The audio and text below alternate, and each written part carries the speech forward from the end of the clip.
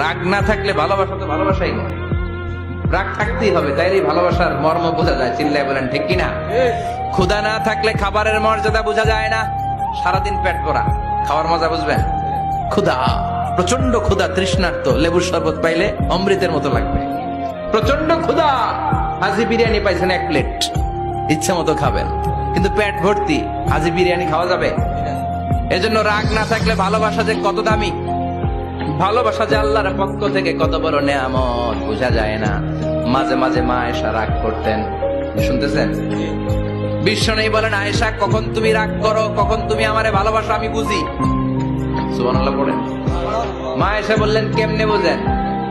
বিশ্ব নেই বললেন, যখন তুমি রাগ করো তখন নামাজের পরে দোয়ার মধ্যে বলো, ও ইব্রাহিম আলাইহিস সালামের আল্লাহ, আপনি আমার উপর দয়া করেন। তার মানে তুমি রাগ করে আছো, আমার নাম নাও নাই।